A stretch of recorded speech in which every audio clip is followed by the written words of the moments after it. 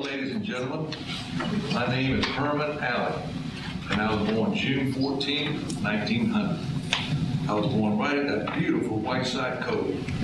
Whiteside Cove was right at the base of Whiteside Mountain. My parents were James Allen and Lou Ellen Allen. I had 6 brothers and sisters.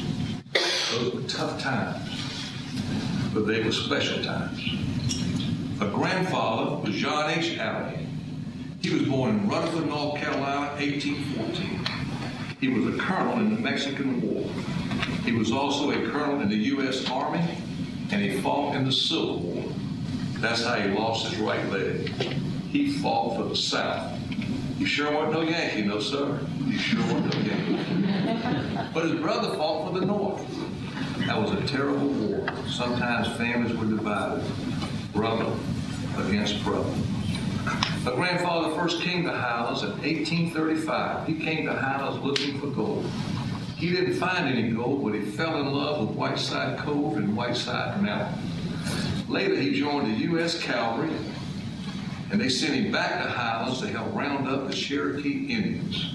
And that's when he fell in love with my grandmother, Sarah Whiteside North. She was born August 8, 1828. She was the first white baby born at Whiteside Cove.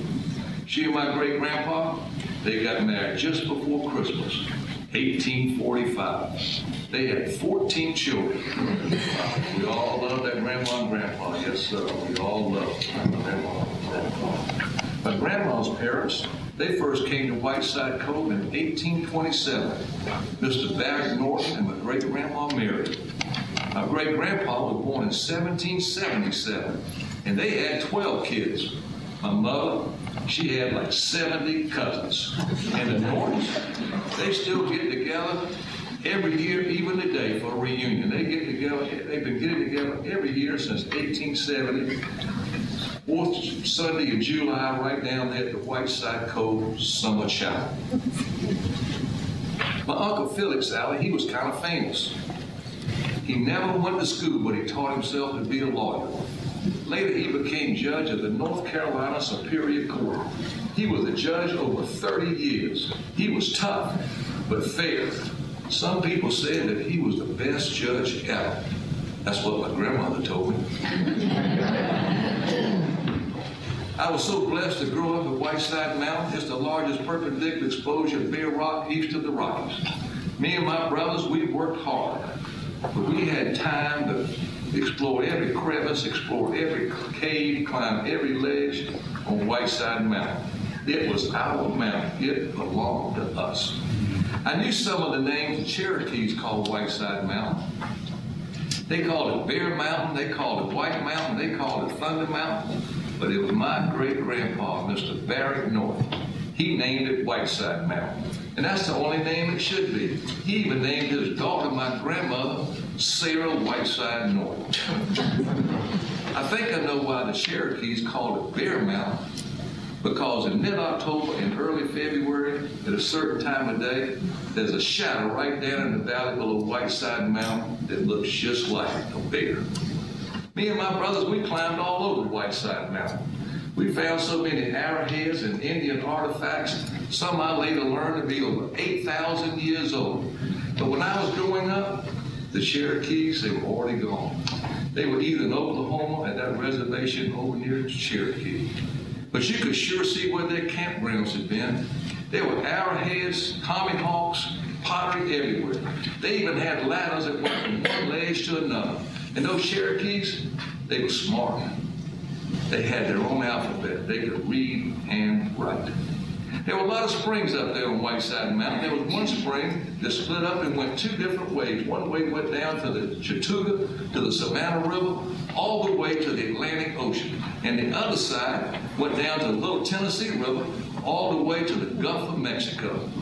But later, somebody blasted up there to make a road.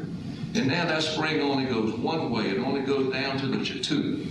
And that is not right. That is not the way it was meant to be.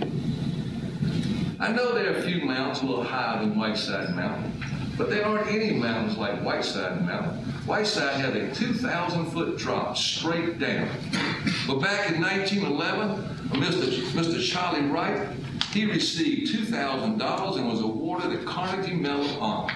The Carnegie Medal of Honor, that's a medal of honor for heroes.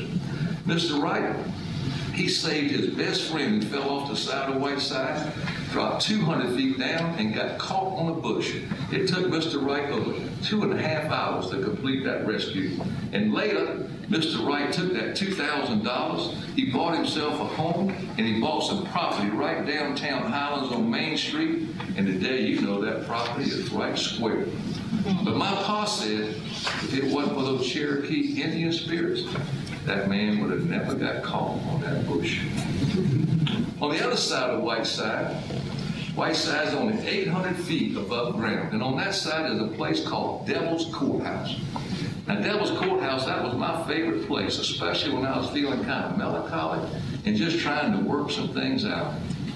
When I was 20 years old, I was lying up there one day on the Devil's Courthouse working on a big decision. I was trying to decide whether I want to be a Baptist preacher. That was a tough decision. Did I want to be a preacher? No. And all of a sudden, I got up, and for some strange reason, I started carving on this big boulder. And I carved in Spanish, in memory of a future saint.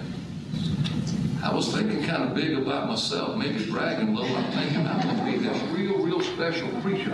And maybe people think of me as a saint. But after that day, I didn't think much about that writing. I kind of forgot about it. But after I became a Baptist preacher, all of a sudden it seemed to me like rumors were flying everywhere. People were making all these wild and crazy conclusions on who did that writing up there at Devil's Courthouse in Spanish. Most people said it was Hernando de Soto.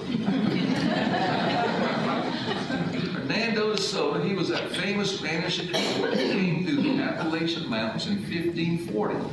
They even put a marker down on the road that said Hernando de Soto and his men came near here. But it wasn't Hernando de Soto that did that writing. It was me. I did that writing. But I was kind of embarrassed. I didn't know what to say. I'm not sure people would believe me anyhow, even though I was a Baptist preacher, so I didn't say anything.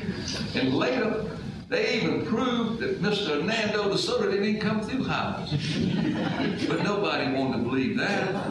But it bothered me that finally I told my younger brother John it was me that did that writing. But I made him promise he wouldn't tell anyone until after I died. I even told my best friend, Kenneth K. And after I died, my younger brother John, he told everybody it was me. He even wrote a letter to the Asheville Citizen-Times. But nobody believed it was me.